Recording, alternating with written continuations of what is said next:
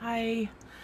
Well, it's time for episode 6 of Anxiety Files. It's been another really tough day for me, so I figured it's time to make another video. I need to interrupt. Gotta interrupt this relentless anxiety. Today it's been a lot of dozing off and waking up. I think it's my medications that I'm on. It's one of the side effects that I hate. But one of the problems that I've had since I was on benzos and got off of them, and as soon as I found out how bad they were, but since then I've had trouble with sundowning symptoms. So I'll fall asleep, and it usually happens around when the sun goes down. I'll fall asleep and wake up disoriented and terrified, just overwhelmed with dread and this unidentifiable sense of imminent doom and something being terribly, terribly, terribly wrong. I've awakened wailing, just sobbing uncontrollably. And, once I get oriented and, grounded, I feel better, usually. And, there's residual anxiety that's more normal, but it's awful. And when I'm drowsy like that, I'll drift off to sleep and wake up and go through that cycle again and again. I've done it 4 or 5 times in an hour, and that's unbearable. So today, instead of letting that happen again and again, I decided to get the camera out and get my list out. And today I want to talk about there is always beauty. That's such a totally valuable thing to remember when things are so full of dread and doom. There's always beauty somewhere. You can find it. And you know how I like to have tasks. I like to have a job when I'm in this kind of a state. So my job was to look for beauty.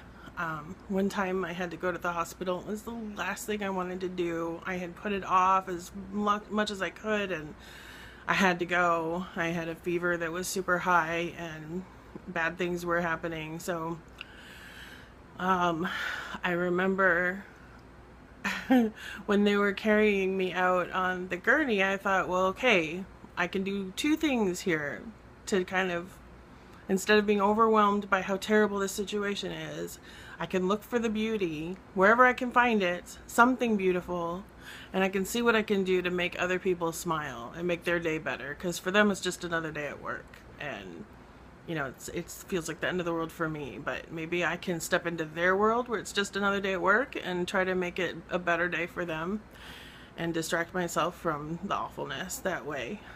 So it's all self-serving. But anyway, so that day I remember feeling the wind and the rain on my face as they took me from the building into the ambulance on the busy downtown street where I live, which is embarrassing and ridiculous and funny because of its ridiculousness. But just the feeling of the rain on my face was wonderful. And then, they pulled into the garage at the hospital, and there was no more rain on my face because it was all in a sort of covered area. But they wheeled me into the emergency room, and I'll never forget this. It's going to sound so stupid, but there was a filing cabinet that was this beautiful color aqua. It was similar to the shirt I'm wearing right now.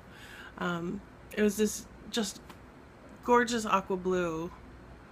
And I'll never forget it because I thought it was the most beautiful color in the world right there in the emergency room. And it wasn't, beige. Beige or white or tan like everything else seemed to be, minus the scrubs people were wearing. But as far as the furniture in the emergency room, everything was so clinical except for that filing cabinet that was that beautiful aqua blue. It was in the middle of a nightmare, and I found some beauty. I remember years ago when I was still able to walk to my doctor's appointments, I was having a hard time, and I was walking down a city street wishing I could get out of downtown and be amongst the trees and things, and I saw a little flower blooming its heart out, growing out of a crack in the sidewalk. It was just such a gorgeous little courageous beautiful piece of life. I've never forgotten that little flower either. It's there. They're always there. People are beautiful. You know, you always find somebody. There's somebody awesome in the midst of the most trying circumstances. Somebody can, you know, be a source of mercy and kindness. And if they can't, you can. You know, be that for somebody else. We can make the world a beautiful place, one tiny, tiny bit at a time. And the other thing I found with this idea of there being beauty everywhere is being open to it.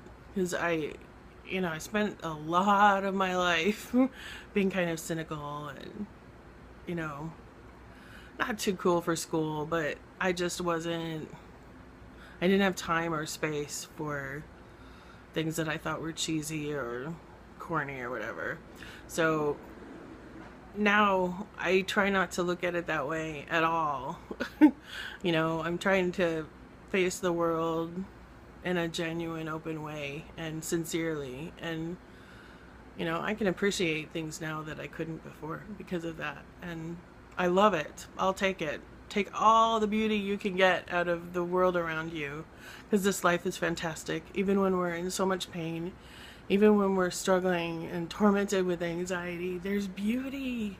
There's beauty everywhere. Everywhere. I love these stupid little videos about cats and, you know, animals that shouldn't be friends that are friends, and all the stuff you find online. I think we need that kind of innocent sweetness in our lives, or there wouldn't be such a preponderance of cat videos on the internet. So take it in, enjoy it, you know, everywhere you can find. When you start feeling overwhelmed by the darkness, look for the beauty, because it's there. And the kindness is there, even if it's not from someone else. You know, find it in yourself to give away. There's beauty everywhere. I feel a little less anxious, tearful, but a little less overwhelmed by the doom now that we've talked about this. So, thank you for listening. I hope it helps you. I hope your anxiety gets better too, and I'll talk to you next time.